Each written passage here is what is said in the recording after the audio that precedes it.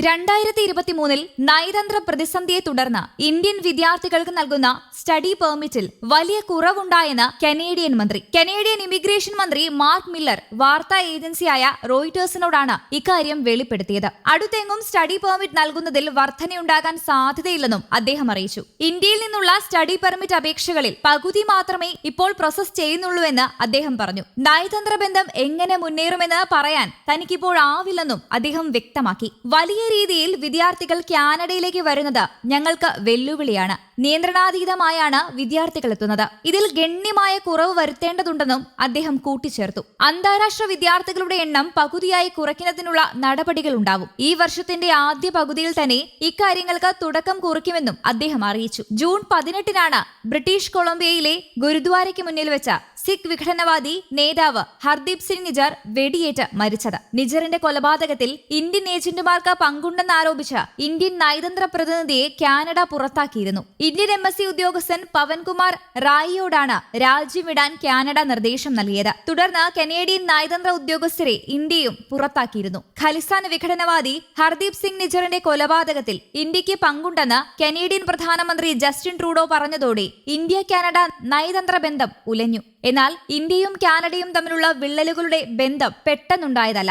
45 വർഷത്തെ പഴക്കമുണ്ടതിന്. ഇന്ത്യ വിരുദ്ധ പ്രവർത്തനം നടത്തുന്നവരോട് കാനഡ മൃദു സമീപനമാണ് പാലിക്കുന്നതെന്ന് ഇന്ത്യ എക്കാലവും പറഞ്ഞിരുന്നു. 20-ാം നൂറ്റാണ്ടിന്റെ ആദ്യമാണ് കാനഡയിലേക്ക് സിഖുകാർ കുടിയേറി തുടങ്ങിയത്. ബ്രിട്ടീഷ് പട്ടാളത്തിലുണ്ടായിരുന്ന സിഖ് വിഭാഗത്തിൽപ്പെട്ടവർ ബ്രിട്ടീഷ് കൊളംബിയ ഭാഗത്തുകൂടി സഞ്ചരിക്കുമ്പോഴാണ് ഈ സ്ഥലം ശ്രദ്ധിക്കുന്നതും കുടിയേറുന്നതും. 1970-കൾ ആയപ്പോഴേക്ക് കനേഡിയൻ സമൂഹത്തിന്റെ പ്രധാന ഭാഗമായി സിഖ് വിഭാഗം മാറി. അതേ വർഷം തന്നെ കാനഡ ഇന്ത്യ നയതന്ത്ര ബന്ധം വഷളായി. ഇന്ത്യ പ്രഖാനിൽ ആണവ പരീക്ഷണം നടത്തിയ സമയം. പരീക്ഷണം അന്നത്തെ കനേഡിയൻ പ്രധാനമന്ത്രി പിയറി ട്രൂഡോയെ ക്ഷുഭിതനാക്കി. കാനഡ നൽകുന്ന റിയാക്ടറുകൾ ക്രമസമാധാനം തകർക്കുന്നതിനായി ഉപയോഗിച്ചത് ഇന്നത്തെ പ്രധാനമന്ത്രി ജസ്റ്റിൻ ട്രൂഡോയുടെ പിതാവ് കൂടിയായ പിയറി ട്രൂഡോയെ അസ്വസ്ഥനാക്കി. ആ അസ്വസ്ഥത പിന്നീട് ഇന്ത്യയും കാനഡയും തമ്മിലുള്ള നയതന്ത്ര ബന്ധത്തെ ബാധിച്ചു. ഇതോടെയാണ് പഞ്ചാബിൽ ശക്തി പ്രാപിച്ചുകൊണ്ടിരുന്ന ഖലിസ്ഥാൻ വാദത്തിന് കാനഡയിലും സ്വീകാര്യത ലഭിച്ചു തുടങ്ങിയത്. തുടർന്ന് നിരവധി സിഖുകാർ സ്വന്തം രാജ്യത്ത് തങ്ങൾ രാഷ്ട്രീയമായി അടിച്ചമർത്തപ്പെടലുകൾ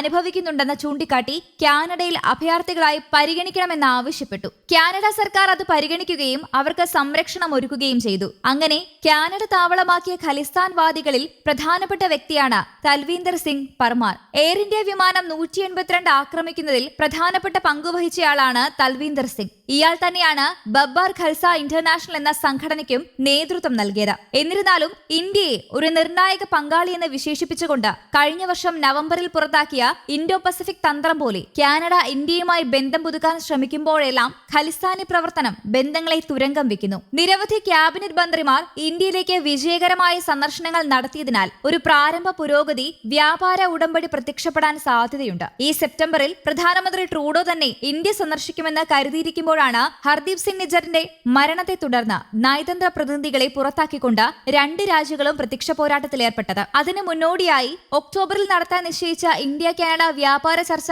മാറ്റിവെച്ചതായി കാനഡ അറിയിച്ചിരുന്നു. ഇരു രാജ്യങ്ങളും തമ്മിലുള്ള ബന്ധത്തിൽ ഉലച്ചിൽ വന്നതിന്റെ തുടർച്ചയായാണ് ചർച്ച മാറ്റിവെച്ചതെന്നായിരുന്നു പുറത്തുവന്ന റിപ്പോർട്ടുകൾ. കാനഡയുടെ 10ാമത്തെ വലിയ വ്യാപാര പങ്കാളിയാണ് ഇന്ത്യ. അങ്ങനെയിരിക്കെയാണ് ഇരു രാജ്യങ്ങളും തമ്മിലുള്ള പ്രശ്നം വീണ്ടും വഷളായത്. News desk, Kerala Kaumudi.